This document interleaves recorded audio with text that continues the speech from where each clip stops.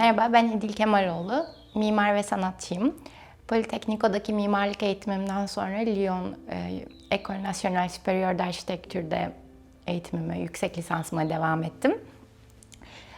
Lyon'daki süreçte mimari insan ve sanat ilişkisine yöneldim tezimde ve bitirme projelerimden bir tanesi de biyomimikrinin önünü açtı aslında. Biyomimikri ile 2015 yılında İtalya'da bir rezidansta tanıştım.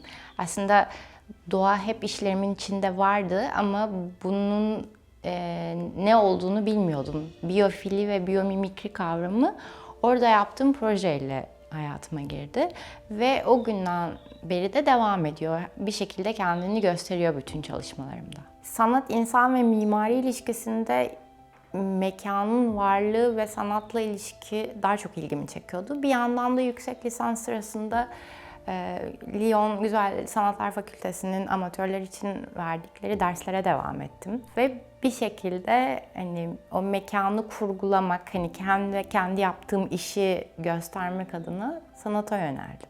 İdeal bir şehir formu yaratmaya çalışıyorum. Bir süredir likenlerle çalışıyorum çünkü aradığımız sorunların yanıtının doğada var olduğunu düşündüğüm için bu projeye başladım. Aslında likenleri seçme sebebim tamamen renkleri ve morfolojilerinden kaynaklanıyordu ama daha fazla akademisyenle işbirliği yaparak likenler hakkında bilgi edindikçe aslında ne kadar önemli olduğunu ve hava kalitesinin bir göstergesi olduğunu, biyoindikatör olduğunu öğrendim. Ve bu proje aynı zamanda çocuklara da yöneldi. Çocuklarla atölyeler yapıldı. Hem biyomimikriye hem şehir planlamayı hem de likenlerin ne olduğunu anlatmak için ve onlara iklim değişimi, sürdürülebilirlik gibi kavramları öğretmek için.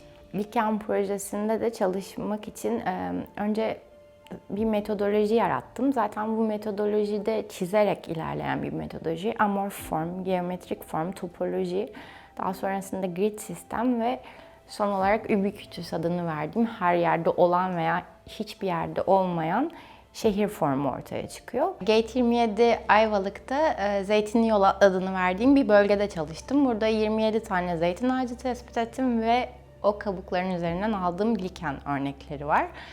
Aslında zeytin kabuğu likenlerin tercih ettiği bir yaşam alanı değil. Ancak coğrafyaya uyum sağlamak için zeytin kabuklarında yaşıyorlar. Bunun yanı sıra yanımda getirdiğim birkaç kitap var. Bunlardan bir tanesi Paolo Portugesi'nin Geoarkitektura kitabı. Biyomimikri daha çok hayvanlara bakarak çözümler üretiyor. Ama Paolo Portugesi'nin yaptığı sentezlerde deniz kabukları ya da hücreler ve benzeri örneklerden nasıl mimarinin etkilendiğini görebiliyoruz. Bir diğer kitap ise Kevin Lynch'in Kent İmgesi. Zaten bu projenin altyapısını en çok da bu kitap oluşturuyor. Çünkü bir şehri nasıl anlayabiliriz, nasıl tanımlayabiliriz ve nasıl bölgelere ayırabiliriz? Benim aldığım ve kullandığım liken örneğinin üzerinde yaklaşık 10 tane farklı çeşit liken var. Ve bunun kitaptan da etkilenerek projenin sonunda nasıl bir paralellik gösterdiğini o 10 likenin 10 bölge oluşundan, 10 yerleşke oluşundan ve likenlerin aslında bir simbiyoz hayatları var. Mantarlar algleri koruyor ve bunun da bizim hani insanların dünyayla olan ilişkisinde olan bir paralelliği var. Bu araştırma süresi boyunca birçok akademisyenle konuşma fırsatım oldu ve farklı konularda çalışan insanlarla konuşma fırsatım oldu. Sabancı Üniversitesi'nden Zehra Sayers, Selim Balcısoy, Melih Yaylı CoSpace'te bu üretim sürecine çok destek verdi. Bahattin Koç, 3D print konusunda neler yapabileceğimizi söyledi. Aynı zamanda Burcu Saner, Kortsa ve nanoteknoloji ile kompozit bir malzeme üretebilir miyiz? Bunu üzerinde fikir geliştirdik. Aynı zamanda likenler üzerinde çalışan Gülşah Çobanoğlu ve Ayhan Şen kardeşler likenler konusunda daha da fazla bilgi verdiler.